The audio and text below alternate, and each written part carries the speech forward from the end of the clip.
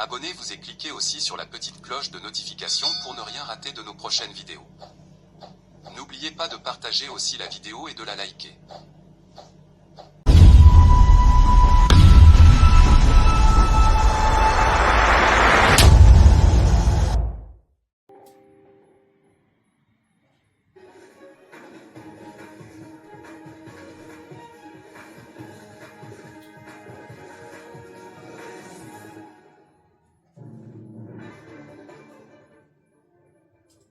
Très heureux de vous retrouver. Mesdames, Messieurs, voici le sommaire de ce journal. La ville de Kinshasa a vécu ce lundi 26 janvier 2026 une journée de forte perturbation de la mobilité urbaine. Le transport en commun a tourné au ralenti, conséquence du renforcement des contrôles routiers annoncé par l'hôtel de ville de Kinshasa. Accélération de la mise en œuvre du projet de corridor des Lobito, une plateforme régionale pour faciliter le commerce. Le ministre du Commerce extérieur, Julien Paluku Koangia, prendra part à la tripartite République démocratique du Congo, Zambie, Angola, qui aura lieu du 5 au 6 février prochain.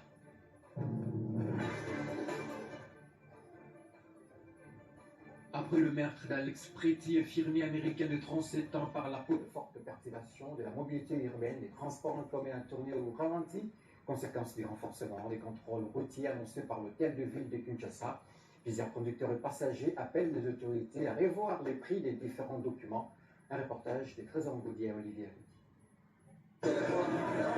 C'était lundi pas comme les autres à Kinshasa, pour cause une fluidité totale sur les routes en raison de l'absence des notables de transport en commun. Une situation qui fait suite au durcissement de mesures de l'hôtel des villes visant à contrôler systématiquement les documents des bords. Cette opération a suscité l'inquiétude chez certains transporteurs de véhicules qui ont décidé d'entamer un mouvement de grève. Conséquence, d'énormes difficultés pour les usagers souhaitant de se déplacer. Nous sommes ici depuis le matin, mais les gens de Tchangou ne sont pas arrivés ici. Le transport est extrêmement difficile. Nous-mêmes, nous sommes arrivés ici avec beaucoup de difficultés. Même les prix ont augmenté. Nous ne savons pas comment rentrer.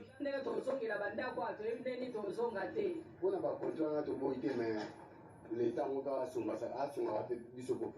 l'État nous aide, nous la population, parce que c'est notre souffrance à nous. Toutes ces autorités sont véhiculées. Alors les gens qui viennent de Tchangou, Mongafula et d'autres communes lointaines sont pénalisés. L'État doit aller étape par étape. Chauffeurs et passants sont unanimes. Ce n'était pas une bonne option pour les autorités d'amorcer les contrôles de tous les documents dans le même temps. Ça fait déjà $120 qu'on a ça permis. Et ça, les gens vont me payer. Les permis seulement nous a coûté $120. C'est déjà beaucoup d'argent. Nous sommes allés au contrôle technique. Ça nous a pris au moins $80. Où est l'argent? Nous venons d'une période de fête. Janvier, beaucoup de fériés. Nous n'avons pas de bons salaires. Qu'est-ce que nous allons faire? On devait nous laisser finir d'abord avec les problèmes des permis. Tout na magambo ba fête. Tout est à janvier ba férié. Ba salaire à ma longue zaité. Maintenant tout ça rendez.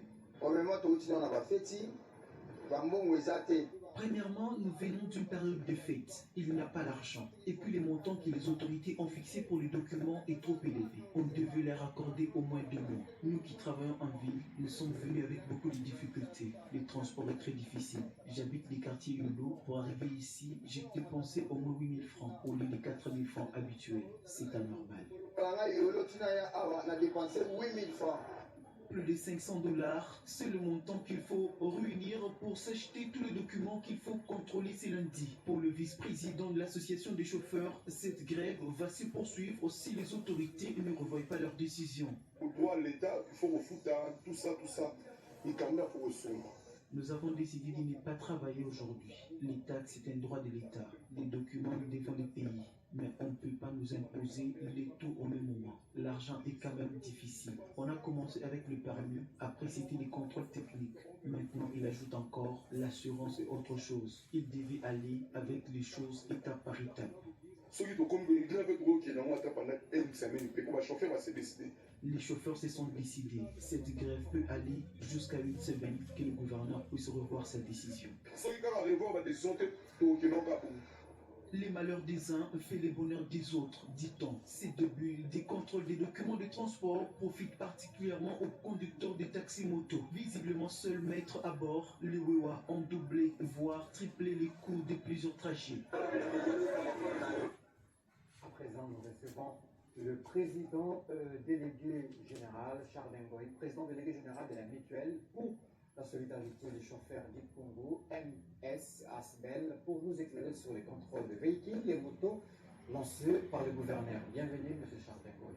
Bonsoir à nos téléspectateurs. Alors, l'absence des transports en commun observée ce lundi était-elle une simple réticence des chauffeurs ou s'agit-elle d'un boycott déguisé alors que vous aviez pourtant serré publiquement qu'il n'y aurait pas de grève? Merci beaucoup. Nous pensons au niveau de la mutuelle pour la solidarité des chauffeurs au Congo que c'est pratiquement tout ce que vous avez pu dire. Cette affaire était déjà connue. Tout est parti de l'annonce du gouverneur qui avait daigné demander à ce qu'aujourd'hui, le 26, un contrôle avec une équipe mixte allait devoir commencer. Nous avions pris langue avec certains officiels pour pouvoir démontrer noir sur blanc qu'on ne pouvait pas mettre le contrôle des documents comme dans un paquet ou dans un package. Parce que nous avons par exemple l'autorisation de transport qui court légal du 1er janvier au 31 décembre de l'année. Arrivé à partir du 1er janvier jusqu'au 31 décembre, ça fait des années. C'est toujours la période de sensibilisation. C'est toujours la période où on demande aux assujettis qui sont propriétaires des véhicules de pouvoir s'acquitter de ses devoirs citoyens. Et ici, on a dit qu'on va contrôler par rapport à l'autorisation de transport. Ce qui fait un tollé du côté des taximens. Pourquoi? Quand il y a un contrôle de ce genre qui ne suit pas le cours normal de la légalité, nous craignons un peu plus les abus. Parce que l'agent verré qui est sur le terrain, il va devoir faire comme si il était en train de suivre un ordre donné. Or, en réalité, c'est cet agent-là, c'est ce technicien qui est, je ne sais pas moi, conseiller ou directeur ou chef quelque part, qui devait tout simplement rappeler à l'autorité que cette taxe sur l'autorisation du transport des personnes et des biens ne pouvait être contrôlée à partir d'avril. Est-ce que les autorités de la ville vous ont-elles associé aux différentes réunions préparatoires avant le lancement de cette opération de contrôle de véhicules? Non. Que ce soit du côté du ministère provincial du transport, que ce soit du côté du cabinet ou du gouverneur de la ville, nous n'avions pas été associés des près ni des loin. C'est de même aussi par rapport à ceux qui se sont organisés pour jeter des tracts sur les réseaux sociaux, appelant aujourd'hui, par exemple, demain, qui aurait eu cessation de travail. Nous n'avions pas été organisateurs de ce mouvement. Est-ce que le contrôle pour vous est-ce que pour vous les contrôles est une surprise ou bien c'était déjà quelque chose qui était déjà bien établi? C'est pas une surprise en soi parce que nous savons déjà que le VPM, le ministre des Transports, avait ordonné à la police de pouvoir contrôler sur le permis de conduire. Ça, on peut déjà enlever dans le paquet du gouvernement. Et à la compétence de la police de circulation routière de bien faire son travail d'une manière professionnelle. Avez-vous plaidé en faveur des chauffeurs auprès des autorités compétentes en fait d'obtenir une baisse de prix de la lumière, de l'assurance, du contrôle technique de permis de conduire? Nous faisons toujours des plaidoyers. Ici, il faut particulièrement spécialiser ou préciser ceci. En termes de prix, il y a toute une longue procédure parce que les prix sont fixés par arrêté interministériel. Sauf qu'ici, nous avions plaidé pour que le gouverneur puisse reporter ces contrôles musclés, mais que cette équipe mixte puisse d'abord commencer par ordonner des dispositions pratiques pour réguler la circulation. Et c'est à une deuxième phase qu'on pouvait maintenant commencer à contrôler. Alors, qu'est-ce que vous demandez aux autorités? Nous allons continuer à faire un appel solennel au gouverneur qui a officialisé la mission de contrôle sur le terrain. Nous avions même appris qu'on a vu les agents du côté 14e ligne. Nous avions appris qu'ils ont pris déjà des dispositions pour être au niveau de la 14e Gemmeries, au niveau des ponts Calu, au niveau des Bandales, et il y a un autre quatrième site, je crois. Nous demandons à l'autorité de nous recevoir officiellement pour que nous puissions continuer à faire ou à donner des éléments techniques qui pourront amener à la paix sociale sur le terrain. Avez-vous un dernier message à lancer aux autorités, Le dernier aux message. conducteurs de véhicules et aussi à tous les motocyclistes? Le dernier message, c'est de demander à la population de faire aussi pression à tout ce que nous avons comme autorité pour investir dans le secteur du transport. La marche, la ligne 11 d'aujourd'hui, c'est simplement une conséquence qui démontre que l'autorité est absente dans l'investissement sur le transport. L'autorité ne peut pas abandonner le secteur du transport au privé. Il doit récupérer la situation avec les transports de masse. Merci beaucoup. Je rappelle que vous êtes Monsieur Chardin Goyi, président et délégué général de la Mutuelle pour la solidarité des chauffeurs de la République démocratique du Congo, MSCC Asbel. Je vous garde un peu. Prenons cette illustration. Un violent incendie s'est déclaré ce lundi à fin d'après-midi à la station de service ML située dans la commune de Massina, quartier 3, avenue Kiala, provoquant une panique générale au sein de la population. Bilan provisoire, la station service ML entièrement ravagée par le flamme. Plus de 5 maisons environnantes touchées par l'incendie. Une peste fumée noire visible à plusieurs kilomètres. Forte mobilisation des habitants sur le lieu du sinistre. Aucun bilan humain confirmé à 7 heures. L'autorité annonce communiquer ultérieurement en cas de perte en vie humaine. Notre illustration, le président de la République, Félix Antoine Tshisekedi Tshilombo, est arrivé ce lundi 26 janvier à Kananga, chef-lieu de la province du Kasaï central, où il procédera à l'inauguration de l'université de Kananga Unikan. Cette université officielle s'inscrit dans le cadre des efforts du gouvernement visant à renforcer et développer l'enseignement supérieur en République démocratique du Congo, notamment l'amélioration des infrastructures universitaires en province. La cérémonie d'inauguration est vivement entendue, marquant une étape importante pour la communauté académique et le développement du Kasaï central. Cela fait déjà un an depuis que la ville de Goma est passée sous le contrôle des rebelles de la FCM 23 après un bain de sang hors du commun.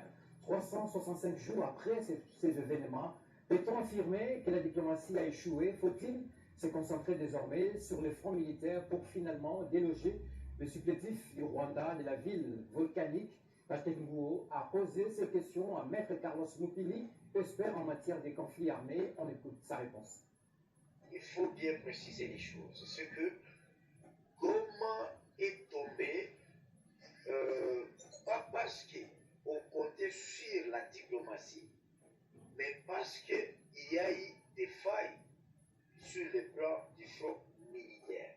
Et il faut reconnaître qu'il y avait tout un arsenal, toute une logistique, même sur le plan des ressources humaines.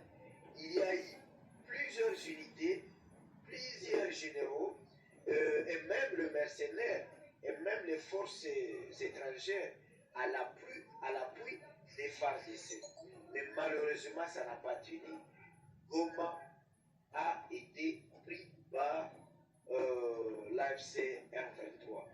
Donc, à l'époque où Goma a été tombé, le Congo déployait toujours les fronts diplomatiques, en même temps les fronts militaires. Les deux marchaient concomitamment. Donc, aujourd'hui, faut-il recourir à la force militaire? Jusque-là, le Congo, notre pays, le gouvernement, n'a jamais renoncé au front militaire. Et sur le plan des fronts militaires, nos FARDC, appuyés par le Ouazalais, continuent toujours à se battre face à l'AFC R23. Mais la diplomatie a été toujours déterminée aussi par le rapport de forces. Parce que si on avait un rapport de forces supérieur à l'AFC R23, je pense que même des négociations de Doha allaient déjà bien aboutir parce que le gouvernement congolais allait imposer sa volonté sur l'AFC R23. Accélération de la mise en œuvre du projet de corridor de l'Obito, une plateforme régionale pour faciliter les commerces Le ministre du Commerce extérieur, Julien Paluku Koingia, prendra part à la tripartite République démocratique du Congo, Zambie, Angola, qui aura lieu du 5 au 6 février prochain avec l'accompagnement de la Banque mondiale qui a réitéré son engagement d'appuyer la République démocratique du Congo dans la construction des infrastructures pour faciliter les commerces transfrontaliers, dont le poste à arrêt unique, le port et le marché Kassindi, Lubiriha, dans le territoire de Beni. C'est l'essentiel de la réunion stratégique ce lundi à Kinshasa entre le ministre du Commerce extérieur, Julien Paluku Koingia, et une délégation de la Banque mondiale, Obed Kambale.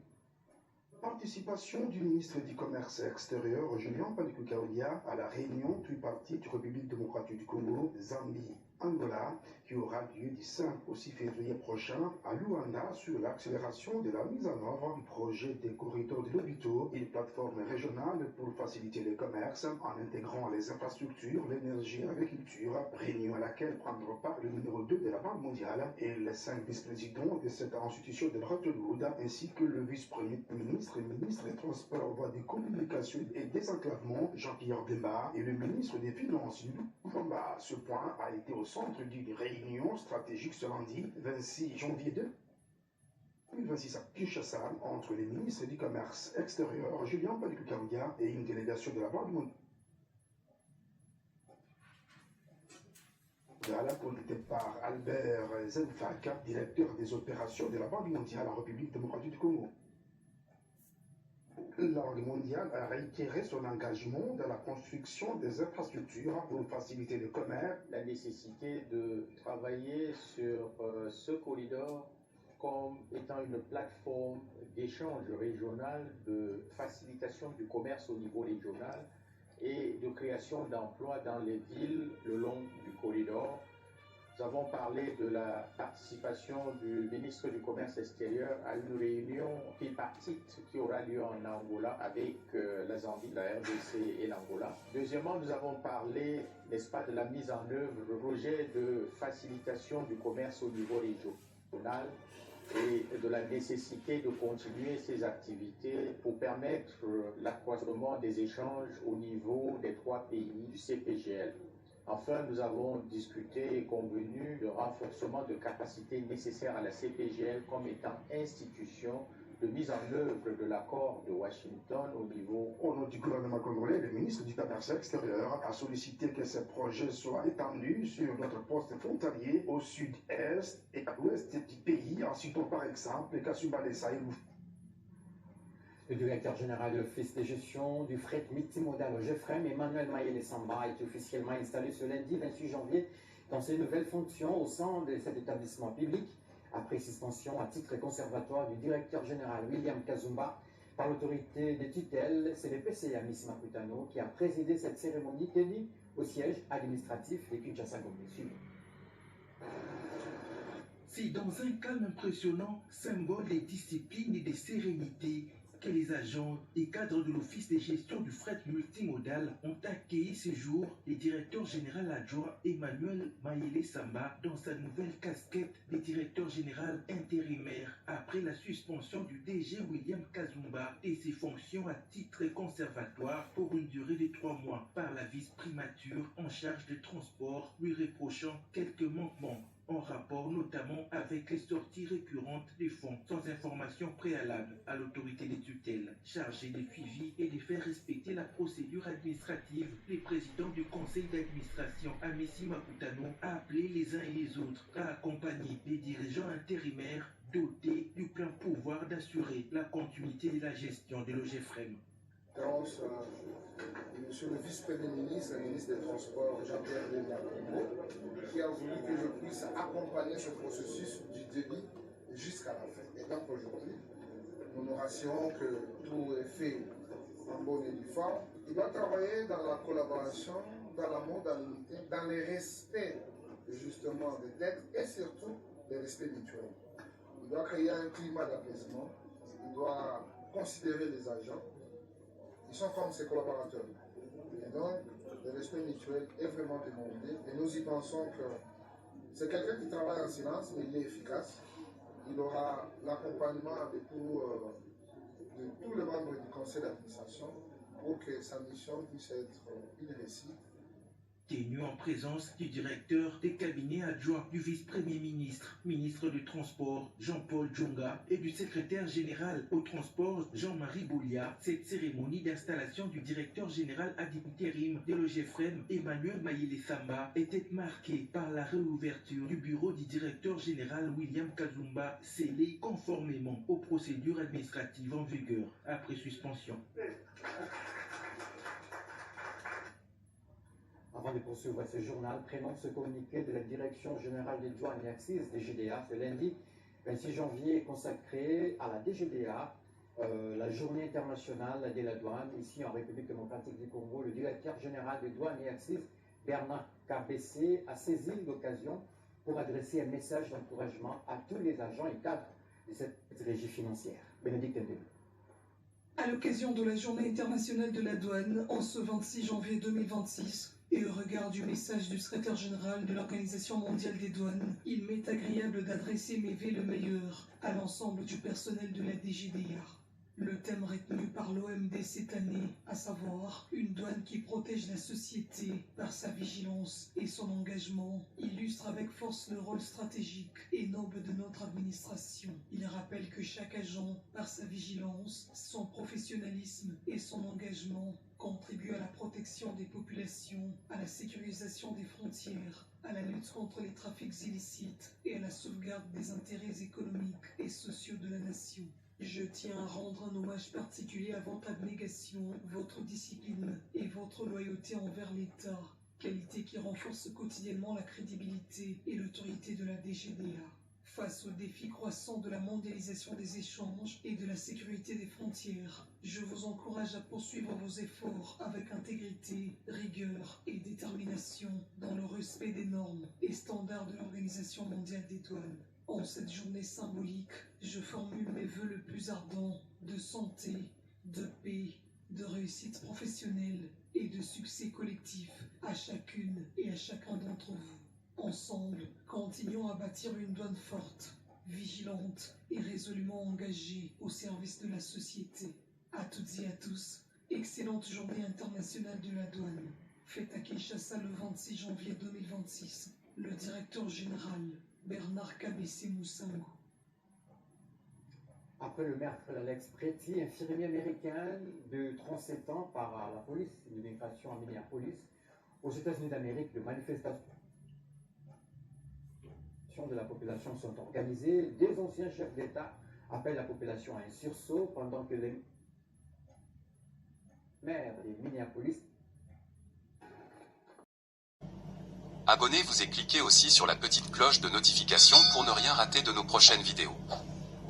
N'oubliez pas de partager aussi la vidéo et de la liker.